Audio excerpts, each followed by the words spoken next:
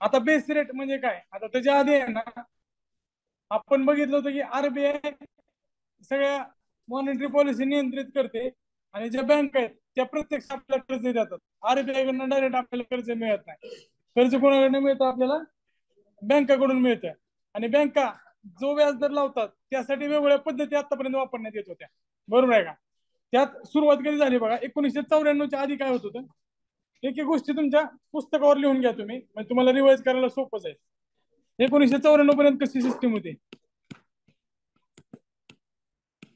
Primary lending rate असायचा. Primary lending rate.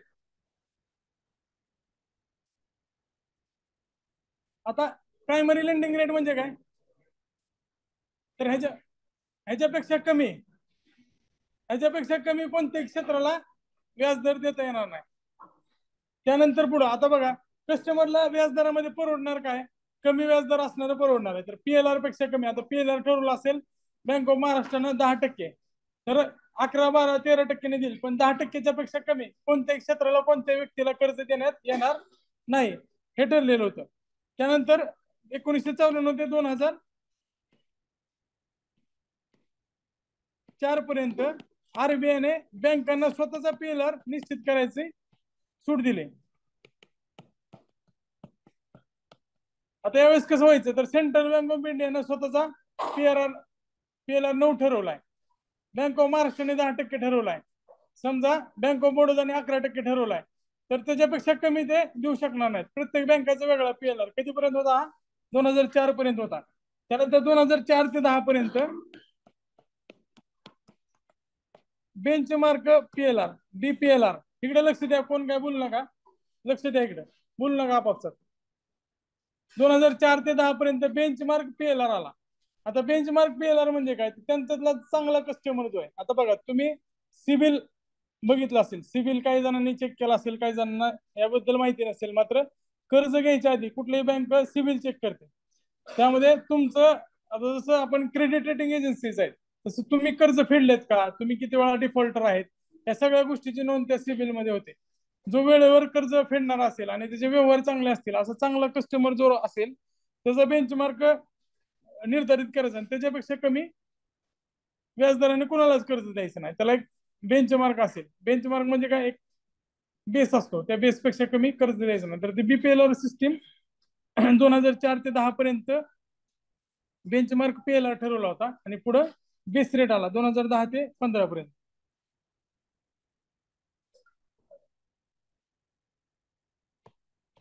2010 ते 15 पर्यंत म्हणजे 16च्या आधीपर्यंत, 2015-16 पर्यंत, 16 पण लिहू शकता,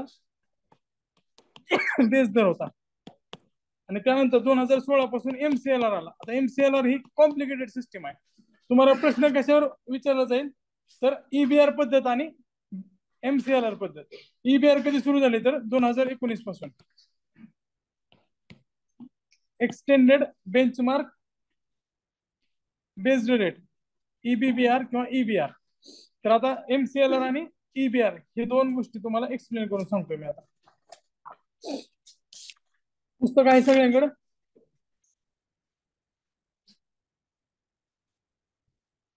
जर 11वे एडिशन असेल तर 2,209 नंबरचं पेज काढा आणि ज्या गोष्टी मी सांगतोय ज्या लिहायच्या असतील त्या तिथंच लिहून घ्या.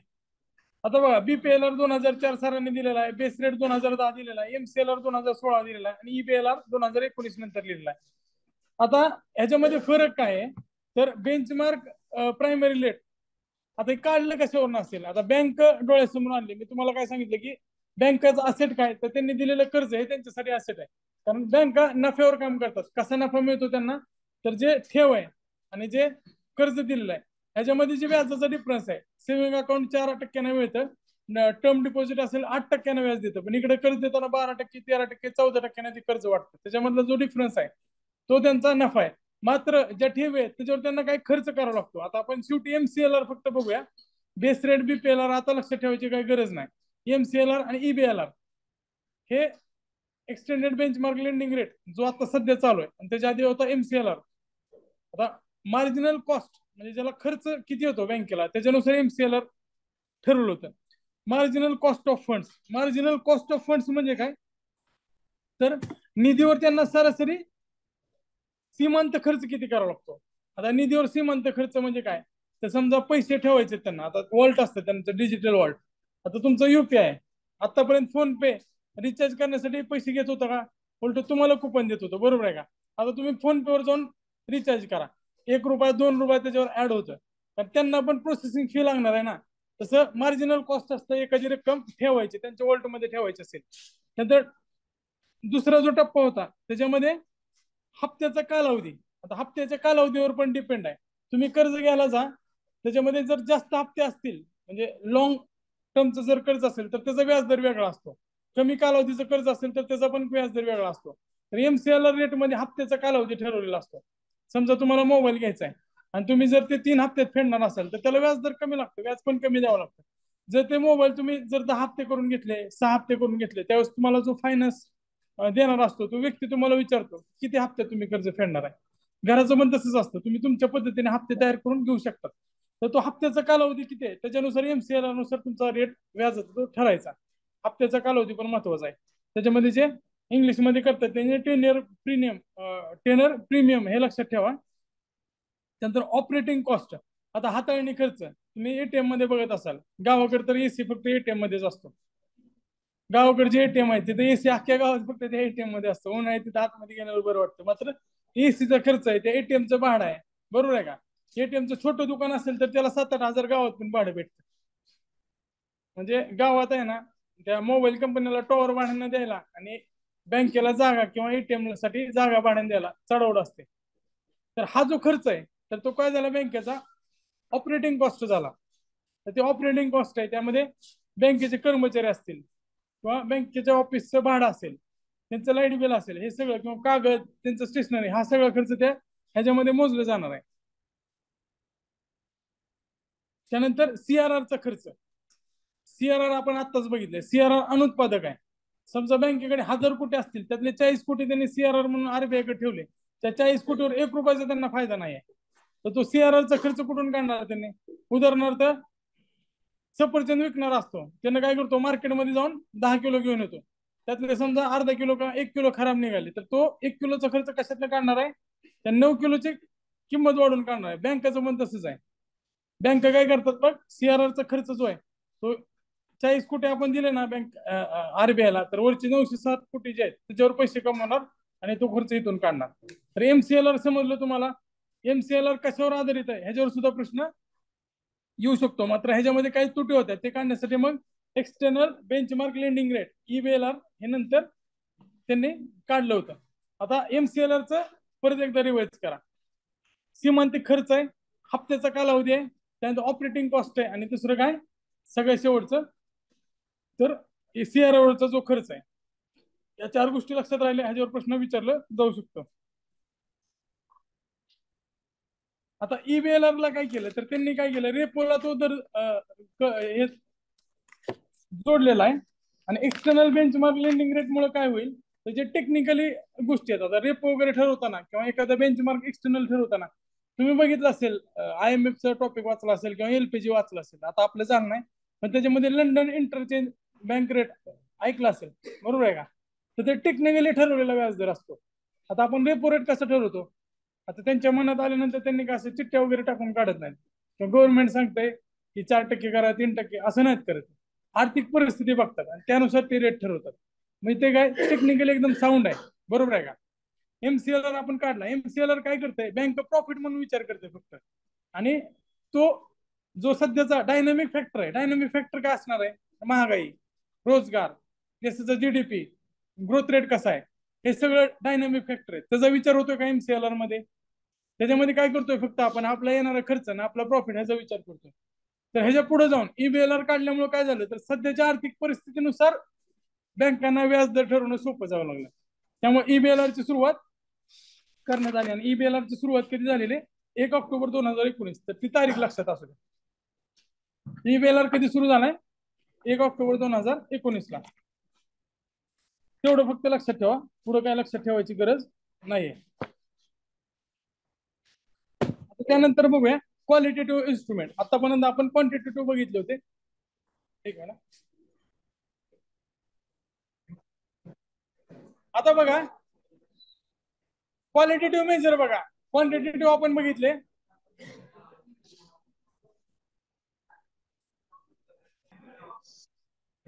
बघा 2019 ईबीएलआर आपण बघितला. आता आपण पुढे जातोय क्वालिटेटिव्ह मेजर कडे. आता क्वालिटेटिव्ह मेजर मध्ये बघा गुणात्मक साधने. आता आपण संख्यात्मक बघितले होते, त्यामध्ये डायरेक्ट इनडायरेक्ट दोन्ही बघितले. डायरेक्ट म्हणजे काय, तर डायरेक्ट जे मनी सप्लाय लोकांकडे जाणारा पैसा आहे त्याच्यावर डायरेक्ट इम्पॅक्ट टाकणार आहे. जी बँकाची तिजोरी आहे त्याच्यामध्ये कमी जास्त पैसे करणारे डायरेक्ट मेजर झाले. इनडायरेक्ट मध्ये आपण सीआरआर बघितलं, एसएलआर बघितलं, रेपो बघितला, रिव्हर्स रेपो बघितला, मार्जिनल स्टँडिंग फॅसिलिटी रेट बघितला, बेस रेट बघितला, बँक रेट बघितला. हे सगळे आपण इनडायरेक्ट मध्ये बघितले. क्वांटिटेटिव्ह मधले ते इनडायरेक्ट आहेत. आता क्वालिटेटिव्ह मध्ये काय येईल, तर आता ह्याचं डायरेक्ट इनडायरेक्ट पेक्षा रिझर्व्ह बँक अशा गोष्टी करणार आहे ज्याच्यामुळं मॉनिटरी पॉलिसीवर इफेक्ट होईल. त्याच्यामध्ये सगळ्यात पहिलं आहे मार्जिनल रिक्वायरमेंट. आता बघा तुमचं एखादं घर आहे आणि त्याच्यावर तुम्हाला कर्ज पाहिजे किंवा शेतीवर कर्ज पाहिजे.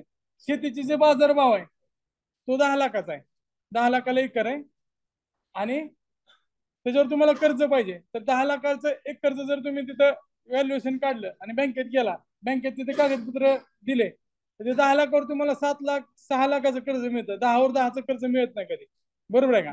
तर त्याला मार्जिनल रिक्वायरमेंट असं म्हटलं जातं. घर जर असेल तुमचं 1 कोटीचं, तर त्याच्यावर खर्च किती मिळणार, 60 लाख किंवा 50 लाख ह्याच्या दरम्यान काय तर ज्यांनी ठरवलेलं आहे त्यानुसार ते मिळणार. त्याला मार्जिनल रिक्वायरमेंट असं म्हटलं जातं. आता ते कमी जास्त कधी केलं जातं, तर मंदी आणि चलनवाढच्या वेळेस. त्यानंतर सिलेक्टिव्ह क्रेडिट कंट्रोल. आता बघा तुम्ही जर तुमचं एज्युकेशन लोन घ्यायला गेला तर तुम्हाला तुमच्या शेतीचे कागदपत्र मागतात का, ते नाहीत मागत. मात्र जर तुम्हाला जर बिझनेस लोन पाहिजे असेल, पर्सनल लोन पाहिजे असेल, तर काय तर तारण द्यावं लागतं त्यांना बऱ्याच वेळा. तर ते तारण सिलेक्टिव्ह क्रेडिट कंट्रोलचा एक प्रकार आहे. जर तुम्हाला शिक्षणासाठी आरोग्यासाठी कर्ज पाहिजे असेल तर ते लवकर मिळतं. शिक्षणासाठी सगळ्यात प्रायोरिटी दिली जाते. त्यानंतर जे चैनीच्या गोष्टी आहेत किंवा जे पर्सनल लोन आहेत त्याचे व्याजदर आहे ते जास्तच असतं. पर्सनल लोनचं 13-14% असतं. तुम्हाला जास्त फोन आता येत असतील बऱ्याच जणांना, येतात ना. तुमच्या अकाउंटवर डिपेंड आहे. तुमचं ट्रान्झॅक्शन जास्त झाले की तिथलं फोन येतात तुम्हाला, कारण त्यांना ती माहिती असते. त्यानंतर प्रायोरिटी सेक्टर लेंडिंग, ह्याचा आपण पूर्ण इतिहास बघणार आहोत. प्रायोरिटी सेक्टर लेंडिंगची सुरुवात कशी झाली आणि प्रायोरिटी सेक्टर लेंडिंग मध्ये कुठल्या कुठल्या घटकाचा समावेश होतो ते आपण डिटेलमध्ये बघणार आहोत पुढे. त्यानंतर गाईडलाईन आणि नोटिफिकेशन. आता गाईडलाईन काय असतं, तर बँकांना आरबीआय गाईडलाईन्स काढते. दरवेळेस ते सूचना असतात, आपल्याला काही त्याचा संबंध येत नाही कारण बँकांनी ते बघायचे असतात. आता बँका कुठल्या कुठल्या गाईडलाईन देतात, तर चेक कशा पद्धतीने वटवले पाहिजेत, एटीएम ची सिस्टीम कशी पाहिजे, तुम्ही एटीएम वापरल्यानंतर ट्रान्झॅक्शनवर रेट किती पाहिजे, किंवा तुम्ही जर समजा त्याच्यामध्ये सेव्हिंग अकाउंट उघडलंय आणि त्याच्यामध्ये लिमिट पेक्षा कमी पैसे ठेवले, तर ते मेट्रो सिटीसाठी वेगळे, रुरल साठी वेगळे. तर त्यासाठी तुम्ही किती दंड आकारायचा हे सगळं कोण ठरवतं, आरबीआय गाईडलाईन्स नुसार त्यांना सांगितलेलं असतं. डायरेक्ट ऍक्शन, ते स्कॅम 1992 मध्ये आरबीआयचा रोल दाखवलेला आहे. काही बँकावर डायरेक्ट ऍक्शन घेण्याचा सुद्धा अधिकार आहे. सुरुवातीला ते समज देतं, नाही ऐकलं तर मग डायरेक्ट कारवाई करतं. आणि बऱ्याच वेळा न्यूज मध्ये येतं की या बँकेचा परवाना आरबीआयने रद्द केलेला आहे. पुण्यातले पण बरेच बँक आहेत, रायसोनी सारखी पतसंस्था वगैरे होते ज्या कमर्शियल बँकेचं पण आहेत. साताऱ्याची मध्ये एक बँक त्यांनी आरबीआयने परवाना काढून घेतला. तर अशा गोष्टी सुद्धा डायरेक्ट ऍक्शन थ्रू आरबीआय करू शकते. आरबीआय दंड पण लावते बँकांना, पेनल्टी लावू शकतं.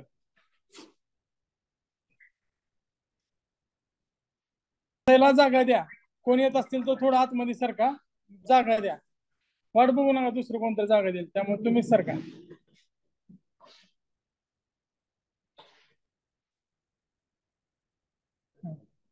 आता परंपरागत कार्य सगळं रिपीट नाही करत, फक्त सांगतो. चलनाची मक्तेदारी, सरकारची बँक वगैरे सगळे परंपरागत आहेत, ते आपण बघितलेले आहेत. पर्यवेक्षणामध्ये आता प्रश्न विचारताना काय विचारू शकते आयोग, तर खालीलपैकी आरबीआयचे कोणते पर्यवेक्षणात्मक कार्य आहेत ते ओळखा. आणि त्याच्यामध्ये जर चलन निर्मितीची मक्तेदारी सरकारची बँक दिली असेल तर तुमच्या सदस्य विभाग बुद्धीला माहिती आहे, हे सुपरविजनरी आहे का, सुपरविजनरी आहे का. शाखांना परवाना देणे किंवा शाखांची तपासणी करणे हे पर्यवेक्षणात्मक आहे, किंवा व्यवस्थापनावर नियंत्रण ठेवणे, विलिनीकरणावर नियंत्रण ठेवणे. आता आपण बरेच बघतो की अलाहाबाद बँक असेल किंवा आता 5-6 बँक, पंजाब नॅशनल बँकेमध्ये 2 बँका विलीन झाल्या. हे विलिनीकरणाचा जे निर्णय आहे ते बँकांना मंजुरी देण्यासाठी कोण शेवटचा निर्धारक आहे, तर आरबीआय. आरबीआयची मंजुरी लागते विलिनीकरण होण्यासाठी सुद्धा. त्यानंतर पुढं आता हे प्रवर्तनात्मक म्हणजे डेव्हलपमेंट संदर्भात काम आहेत. बँक व्यवस्थापनाचे प्रवर्तन करणे म्हणजे त्याचा विकास करणे. तर हे सगळ्या गोष्टी तुम्ही एकदा वाचून घ्या. कदाचित पुस्तकात नाही त्या एक्स्ट्रा गोष्टी आहेत त्या तुम्ही वाचून घ्या आणि ते पुस्तकात लिहून घ्या जिथं जागा असेल तिथं. आता शेड्यूल बँक आणि अनुसूचित आणि बिना अनुसूचित बँका या तिथं दिलेल्या आहेत. अनुसूचित बँक म्हणजे काय, तर दुसऱ्या अनुसूचीमध्ये हा प्रश्न येऊन गेलेला आहे. दुसऱ्या अनुसूचीमध्ये ज्या बँकाचा समावेश आहे आरबीआय ऍक्ट 1934च्या, त्यांना आपण अनुसूचित बँका म्हणतो. अनुसूचित बँकाचे फायदे काय आहेत, तर कर्ज मिळतं त्यांना, रेपो व्यवहार आहेत त्याच्यामध्ये त्यांना सहभागी घेता येतो. रिझर्व्ह बँकेचे जे सेटलमेंट फॅसिलिटी आहे त्याच्यामध्ये सुद्धा त्यांना सहभाग घेता येऊ शकतो. रिझर्व्ह बँकेकडे त्यांना सीआरआर ठेवावा लागतो. अनुसूचित आणि गैर अनुसूचित बँकेमध्ये सगळ्यात महत्वाचा फरक काय, तर ते 1000 कोटी रुपये जर माझ्याकडे ठेव असतील तर त्यातले मला 40 कोटी रिझर्व्ह बँकेकडे ठेवावं लागतील जर माझी बँक अनुसूचित आहे. जर गैर अनुसूचित असेल तर ते 40 कोटी मला स्वतःजवळ ठेवण्याची मुभा आहे. मात्र तोटे पण आहेत. फायदा तेवढा एकच आहे. फायदा कोणता आहे, गैर अनुसूचित बँकांना की जे सीआरआर आहे ते स्वतःजवळ ठेवावा लागतो. मात्र एसएलआर पण आहे प्रमाणे तो सुद्धा वेगळाच ठेवणं बंधनकारक आहे, हे लक्षात असू द्या. आणि अटेंडन्स लिहिताना डिस्कशन करून लिहू नका. आपल्या अटेंडन्स आपल्या पण लिहा, दुसऱ्याने कोणी मदत करू नका त्यामध्ये. पेपर नाही. आता ह्याच्यामध्ये आहे ना डिटेल डेफिनेशन दिलेले आहे. Schedule bank is banking company और इन्स्टिट्यूशन. आता बँकिंग कंपनी किंवा इन्स्टिट्यूशन आहे ज्याचं minimum paid up capital 5 lakh that does not them depositors interest. आता ह्याच्यामध्ये बघा 5 लाख का दिलंय, तर ही तयार कधी केलं होतं 1934 ना. 1934च्या कायद्यानुसार तयार केलेली आहे. त्यामुळे 5 लाख आहे, त्याच्यामध्ये तो रिवाइज झालेला नाही कलम. त्यामुळे पेड अप कॅपिटल 5 लाखापेक्षा कमी आहे. आता 5 लाख तरी एका डिपॉझिटरचे असतील, तुमचेच पैसे 5 लाख रुपये असतील त्यामध्ये, तुमच्यापैकी बऱ्याच जणांचे. तर त्यावेळेस त्या 5 लाखाची किंमत जास्त होती. ती कायदा तयार करताना ते ठरवण्यात आलं होतं. आता हे सेकंड शेड्यूल मध्ये आहे सीआरआर आरबीआय कडे मेंटेन करावं लागतं. इथं स्वतःच त्यांना आरबीआय कडे देता स्वतःच ते मेंटेन करू शकतात. आरबीआयची कर्ज सुविधा कोणाला आहे, शेड्यूल बँकेला आहे. त्यानंतर regulation strictly regulated by RBI. आणि ज्या पतसंस्था आहेत तुमच्या गावात त्या प्रत्येक वेळेस इलेक्शन आल्यानंतर बुडतात. त्या पतसंस्थेवर आरबीआयचं कुठलं नियंत्रण नाही. डीआयसीजीसी कडनं तुम्हाला त्याचे पैसे पण मिळत नाहीत. त्या पतसंस्थांमध्ये बुडणारे पैसे असतात ते लाखाच्या आतलेच असतात, कारण तिथं जे ठेवी ठेवतात ते गरीब लोक आहेत. पतसंस्थांमध्ये कोण ठेवतोय पैसे, ज्याला जास्त काय समजत नाही, पिग्मी एजंट घरापर्यंत येतो, तो पावती बुकवर लिहितो आणि त्याला लिहायला वाचायला येत नाही. असे बरीच लोक पिग्मी एजंटच्या माध्यमातून बँकिंग व्यवस्थेत आले होते. पतसंस्था खरं तर चांगलं काम करत होतं, मात्र बऱ्याचशा नेत्यांच्या त्या आधिपत्याखाली आल्यामुळे इलेक्शन आले की ते बुडायच्या. महाराष्ट्रातल्या बऱ्याच पतसंस्था बुडल्यात अशा. तर त्या आरबीआयच्या अंडर येत नाहीत, त्या नॉन शेड्युल्ड आहेत. सेफ्टी सिक्युरिटी वगैरे सगळं तुम्हाला समजते. जे शेड्यूल असते तिथे सेफ्टी सिक्युरिटी असणार, कारण डीआयसीजीसीचं जे इन्शुरन्स कव्हर आहे ते कशाला आहे, 5 लाखापर्यंत शेड्यूल बँकांना आहे, नॉन शेड्यूलला नाही आहे. जर नॉन शेड्यूल बँकनं जर घेतला असेल इन्शुरन्स तर वेगळी गोष्ट झाली. मात्र सामान्य परिस्थितीत शेड्यूल बँकांनाच फक्त ते इन्शुरन्स आहे. आणि क्लिअरिंग हाऊस म्हणजे काय, तर निरसन व्यवस्था. निरसन म्हणजे काय, सेटलमेंट.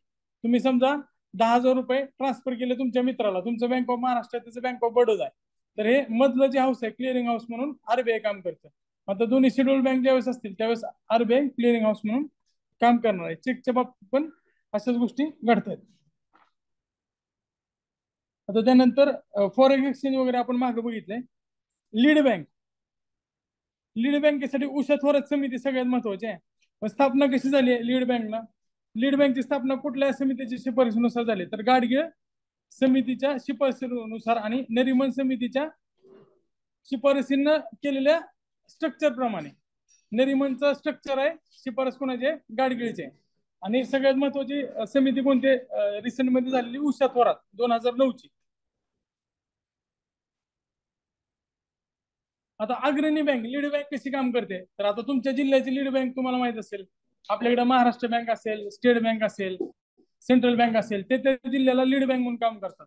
जसा लीडर असतो तसंच त्या जिल्ह्याच्या विकासाची जे नेतृत्व आहे ती बँक करत असते. आता तो जिल्हा क्रेडिट डेव्हलपमेंटसाठी त्या लीड बँकनं दत्तक घेतलेला असतो. बँका, भागधारक आणि शासन ह्याच्यामध्ये ते समन्वय साधते. म्हणजे इतर बँक असतील ते लीड बँक इतर बँक आणि सरकार ह्याच्यामध्ये समन्वय साधतं.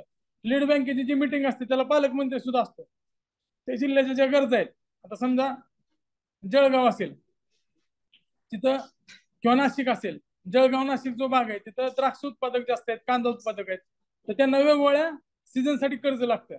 तुम्ही तेच जर गोष्टी जर कोकणात गेलं तर कोकणात वेगळ्या गोष्टी आहेत. तिथं मत्स्य व्यवसाय वगैरे असेल, टुरिझम असेल, त्यांच्या कर्जाच्या गरजा वेगळ्या आहेत.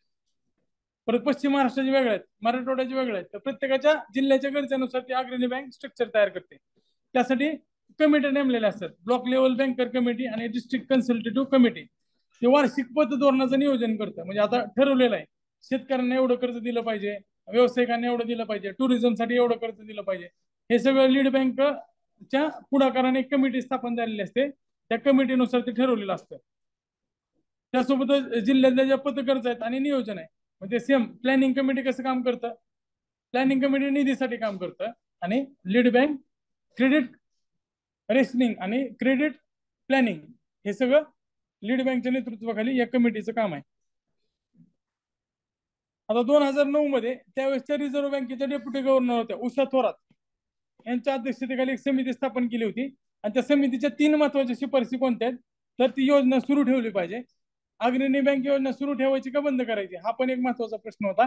तर त्यांनी सांगितलं की योजना सुरू ठेवली पाहिजे. त्यांनी त्याचा डिटेलमध्ये अभ्यास केला असेल, बरेच तज्ञ त्यातनं बोलवले असतील, लोकांच्या मुलाखती घेतल्या असतील. या योजनेत खासगी बँकांवर मोठी जबाबदारी दिली पाहिजे. कारण आपण खासगी बँकाचा जो प्रवेश आहे, सुरुवातीला तर आपण रिस्ट्रिक्टच केल्या होत्या. त्यानंतर आपण 93 मध्ये आणि परत 2004 मध्ये, आता 2014-15 मध्ये नवीन बँका स्थापन करायला परवानगी दिली. आधी खासगी बँका आपण स्थापनच करू देत नव्हतो. एलपीजी नंतर खासगी बँका स्थापन करायला सुरुवात झाली. तर जी महत्वाची बँक आहेत त्या नॅशनलाइज बँक आहेत, ज्या मोठ्या बँक आहेत, पहिल्या 5 मध्ये पण नॅशनलाइज बँक आहेत. तर यांनी सांगितलं की लीड बँक मध्ये खासगी बँका पण घ्या. त्यासोबतच 2000 पेक्षा जास्त लोकसंख्या असणाऱ्या प्रत्येक गावापर्यंत अग्रणी बँकेने बँक सुविधा पोहोचवली पाहिजे. आता प्रत्येक योजनेचे टार्गेट वेगवेगळे असतात. यांनी काय सांगितलं की जागा दे, आता प्रत्येकाला सांगायचं का आत्ताच काय करा, तुम्ही थोडं आतमध्ये सरकून बसा, आतमध्ये सरकून बसा थोडं थोडं.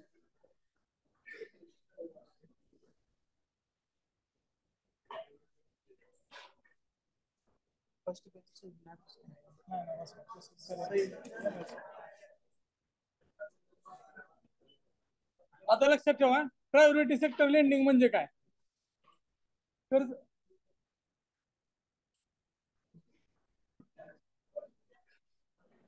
तर बघा आता, प्रायोरिटी सेक्टर लेंडिंग, अग्रक्रम क्षेत्र कर्ज योजना. आता अग्रक्रम क्षेत्र म्हणजे काय, तर ज्या क्षेत्राला कर्ज देण्याची सगळ्यात जास्त आवश्यकता आहे आणि जे या सेक्टरमध्ये थोडेसे बॅकवर्ड आहेत, माग असलेले आहेत, वंचित आहेत, त्यांना कर्ज देण्यासाठी ही अग्रक्रम क्षेत्र योजना सुरू केली होती. त्याचा जो इतिहास आहे तो थोडक्यात किंवा त्याच्या आधीच्या ज्या कमिटी आहेत त्या लिहून घ्या. अग्रक्रम क्षेत्र कर्ज जिथं लिहिलंय पुस्तकात त्याच्यावर लिहून घ्या, किंवा ज्यांच्याकडे पेजेस आहेत त्या पेजवर लिहून घ्या. आता ह्याची व्याख्या कधी आली, 1972 मध्ये सगळ्यात आधी आरबीआयने व्याख्या केली याची. ऑफिशियली आरबीआयने व्याख्या कधी केली प्रायमरी सेक्टर लेंडिंगची, 1972 मध्ये. त्याच्यानंतर कृष्णस्वामी समिती आली. आता मी जसं लिहितोय ना तशाच पद्धतीने लिहा. जर तुम्हाला क्रम वगैरे विचारला किंवा कुठलीही समिती विचारली तर त्याचं वर्ष लक्षात राहील. मी परत एकदा सांगतोय, डिस्कशन करून लिहू नका, इकडे लक्ष द्या. तुमचे काय प्रश्न असतील तर मला बोला, एकमेकाला बोलू नका. काय कृष्णस्वामी समिती होती ती 1980 मध्ये होती. त्याच्यानंतर मूर्ती समिती आली. मूर्ती समिती होती 2007 मध्ये. आणि त्यानंतर सगळ्यात शेवटची नायर समिती, नायर समिती होती 2011 ची. या तिन्ही समित्या लक्षात राहिल्या पाहिजेत. कृष्णमूर्ती नायर असं लक्षात ठेवा. तिन्ही सौचे नाव आहेत, केरळच्या आसपासचे वाटतात. कृष्णस्वामी, मूर्ती आणि नायर या तिन्ही समित्या आहेत, 1980, 2007, 2011. खालीलपैकी कोणत्या समित्या प्रायमरी सेक्टर लेंडिंगच्या संदर्भात होत्या? तर या 3 समित्या होत्या. आता यामध्ये 1972 मध्ये सगळ्यात आधी आरबीआयनं अग्रक्रम क्षेत्र म्हणजे काय याची व्याख्या केली होती आणि त्या अग्रक्रम क्षेत्राची व्याख्या हळूहळू बदलत गेली होती. त्यानंतर नायर समिती आली शेवटची, त्याने त्यामध्ये बरेच सुविधा किंवा सुधारणा सांगितल्या होत्या. आता आपण एक एक शिफारस लक्षात ठेवूया. कृष्णस्वामीने काय सांगितलं होतं, तर अग्रक्रम क्षेत्रात 40% द्या असं कृष्णस्वामी समितीने सांगितलं होतं. अग्रक्रम 40% कर्ज द्या. त्यानंतर अजून काय होतं त्यामध्ये महत्वाचं, तर मूर्ती आणि नायरची जी सध्याची शिफारस आहेत त्यानुसार आत्ताचं स्ट्रक्चर आहे. पण प्रत्येक वर्षी किंवा आरबीआयला जेव्हा वाटेल तेव्हा आरबीआय गाईडलाईन काढतं आणि या अग्रक्रम क्षेत्राच्या व्याख्येमध्ये बदल करतं. म्हणजे काही गोष्टी त्यामध्ये ऍड होतात, काही गोष्टी त्यामध्ये मायनस होतात. जसं निर्यात कर्ज वगैरे नंतर ऍड केलेलं आहे. आता त्यामध्ये बघा पुस्तकामध्ये पण दिलंय बघा, ह्याच्यामध्ये कुठल्या गोष्टी नंतर ऍड केलेल्या आहेत. लाल रंगाने सरांनी जे दिलेलं आहे ते आयोगाने विचारलेले प्रश्न आहेत. तर अग्रक्रम क्षेत्रामध्ये सगळ्यात आधी काय येणार आहे, कृषी. शेतकऱ्यांना कर्ज आणि कर्जमाफी हे आता निवडणुकीचे विषय जास्त झालेले आहेत. कुठलं सरकार बसणार कर्जमाफीवर ते ठरतं. तर हे कृषी सगळ्यात आधी आहे. त्यानंतर मेस्मे मध्ये काय येणार आहे, micro small and medium enterprises. MSME यांना प्रायोरिटी देण्याचं कारण काय, तर मेस्मे मध्ये जरी जीडीपीला ग्रोथ देण्याची कमी शक्यता आहे, पॉवर कमी आहे त्याच्यामध्ये, जसं अवजड उद्योग असतील, हे उद्योग जिथे हजारो कामगार काम करतात, मात्र जे एम्प्लॉयमेंट जनरेशन आहे ते मेस्मे मध्ये खूप जास्त आहे. मेस्मेचं वैशिष्ट्य काय, तर एम्प्लॉयमेंट जनरेशनचं जे त्यांचं पोटेन्शियल आहे ते सगळ्यात जास्त आहे. त्यामुळे मेस्मे अग्रक्रम मध्ये येतं. त्यानंतर पुढचं आहे निर्यात कर्ज, एक्सपोर्ट क्रेडिट. एक्सपोर्ट क्रेडिट का घेतलं असेल, कारण ते आपल्या जे समतोल आहे, निर्यात जर जास्त झाली तर आपल्या बॅलन्स ऑफ पेमेंटसाठी ते चांगले आहे. त्यामुळे निर्यात कर्ज पण त्यामध्ये, ते निर्यात कर्ज स्टार करून लक्षात ठेवा. निर्यात कर्ज काय वंचित मध्ये नाहीये, मात्र देशाच्या डेव्हलपमेंटसाठी ते चांगलं आहे. त्यामुळे निर्यात कर्ज त्यामध्ये येतं. त्यानंतर शिक्षण तर असणारच आहे. नंतर गृह कर्ज आहे. गृह कर्ज हाऊसिंगसाठी आता पंतप्रधान आवास योजनेमध्ये वेगवेगळ्या आपण ते पुढे बघणार आहोत. HRD मध्ये पीएम आवास बघितले आपण. अजून कृषीमध्ये किंवा ग्रामीण विकासामध्ये सुद्धा त्या गोष्टी बघितलेल्या आहेत. तर पीएम आवास मध्ये त्याची पण तरतूद केलेली आहे, ती ऑलरेडी आधी अग्रक्रम मध्ये होती. त्यानंतर पुढे सामाजिक पायाभूत सुविधा, सोशल इन्फ्रास्ट्रक्चर. सोशल इन्फ्रास्ट्रक्चर म्हणजे रोड वगैरे नाही, ते सोशल मध्ये येत नाही. सोशल इन्फ्रास्ट्रक्चर मध्ये शाळा, हॉस्पिटल्स हे सगळे काय झाले, किंवा जे हॉस्टेल्स वगैरे असतील तर ते सगळे सोशल इन्फ्रास्ट्रक्चर मध्ये येणार आहेत. त्यानंतर पुढं रिन्युएबल एनर्जी, दुर्बल घटक आणि इतर. आता दुर्बल घटक त्यामध्ये परत ऍड केलेला आहे. तर दुर्बल घटकचे डेफिनेशन सुद्धा वेगळे असणार आहे. आर्थिक आधारावर असू शकते किंवा कॅटेगरी वाईज सुद्धा ते करता येऊ शकते. आता बँकेचे वर्गीकरण करताना बघा, त्यांनी वर्गीकरण केलेलं आहे. त्यामध्ये भारतीय बँका, तसेच 20 पेक्षा जास्त असणाऱ्या परकीय बँका, स्टँडर्ड चार्टर्ड बँक. म्हणजे आपल्या भारतातल्या नॅशनलाइज बँकेपेक्षा बऱ्याच ठिकाणी ते दिसतं आपल्याला. ड्यूज बँक असेल, स्टँडर्ड चार्टर्ड असेल, हे सगळ्या परकीय बँक आहेत. तिथं आपण अकाउंट उघडायला गेलं तरी मिनिमम बॅलन्स 50,000 रुपये ठेवावा लागतो तिथं. त्यामुळं आणि तिथं सुविधा चांगल्या मिळतात, त्याबद्दल काही डाऊट नाही.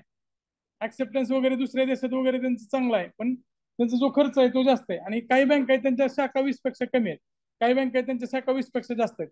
आता एखादी बँक आली परदेशात भारतात आणि आधीच आपण त्याच्यावर निर्बंध टाकले तर ती इथं टिकणारच नाही. त्यामुळे आपण 2 कॅटेगरी केलेले आहेत, 20 पेक्षा जास्त शाखा असणारी परकीय बँक आणि 20 पेक्षा कमी शाखा असणारी परकीय बँक. ज्यांच्या शाखा 20 पेक्षा जास्त आहेत,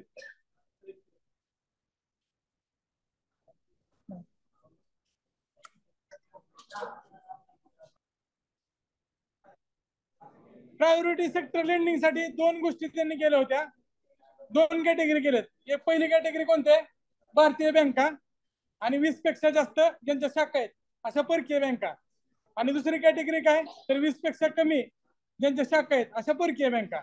आता ज्या परकीय बँक आहेत त्यांना अजून भारतात पसरवायचं आहे, त्यांना अजून डेव्हलपमेंटसाठी वाव द्यायचा आहे. त्यामुळे त्यांना आधीच कोणते निर्बंध टाकायचे नाहीत. तर ज्या पहिल्या कॅटेगरीतल्या बँका होत्या त्यांना एकूण अग्रक्रम कर्जाची 40% मर्यादा सांगितली होती. ही मर्यादा सुरुवातीला कोणी सांगितलेली आहे, 40%ची मर्यादा सुरुवातीला कोणी सांगितली होती, कृष्णस्वामीने सांगितली होती. तीच मर्यादा कायम ठेवलेली आहे. फक्त ह्याच्यामध्ये सब कॅटेगरायझेशन केलेलं आहे. 40% पैकी कृषी क्षेत्रासाठी 18% कर्ज दिलं पाहिजे. त्यानंतर त्यापैकी 18% पैकी जे सीमांत शेतकरी आहेत. आता सीमांत आणि लघु म्हणजे काय, सीमांत शेतकऱ्याची व्याख्या काय, 2.5 एकर किंवा 1 हेक्टर पेक्षा जास्त कमी जमीन ज्यांच्याकडे आहे त्याला काय म्हणतो आपण, मार्जिनल फार्मर. तर त्यांना या 18% कृषीपैकी आधी 8% होतं, आता 10% केलंय. लक्षात घ्या. कुणाला बोलायचं तर नीट येऊन बोला. ज्यांना 8% आधी केलं होतं ते आता वाढवून किती केलंय, सीमांसाठी 10% केलंय. मोठ्या शेतकऱ्यांना मग राहिलेलं टोटल त्या 18% 10% सीमांतालाच दिलं पाहिजे. त्यानंतर पुढं सूक्ष्म उपक्रम म्हणजे आहेत. आता सूक्ष्म मध्ये मायक्रो जे येतात त्याला कॉटेज इंडस्ट्री म्हणून ओळखतो आपण, त्याला आपण कुटीर उद्योग म्हणतो. त्यासाठी 7.5% एवढं ठेवलेलं आहे. 7.5% एवढे कर्ज त्या सूक्ष्म दिलं पाहिजे. आणि दुर्बल घटकाची जी मर्यादा आहे ती 10% वरून 12% केलेली आहे. SC ST OBC मायनॉरिटी आणि ज्यांचं उत्पन्न कमी आहे त्यांना 10 वरून 12% केलेलं आहे. आता बाकीचं जे ते निर्यात कर्ज असतील, आता आपण ग्रीन हाऊस बघितलेलं आहे, रिन्युएबल एनर्जी बघितलंय, शिक्षण बघितलंय, त्यानंतर हाऊसिंग बघितलंय. हे टोटल आपल्याला 40% करायचं, त्यापैकी हे एवढं झालं पाहिजे. एवढं प्रायोरिटी सेक्टर लेंडिंगचं अट सांगितलेली होती. तर आता इथं आपण थांबूया. आता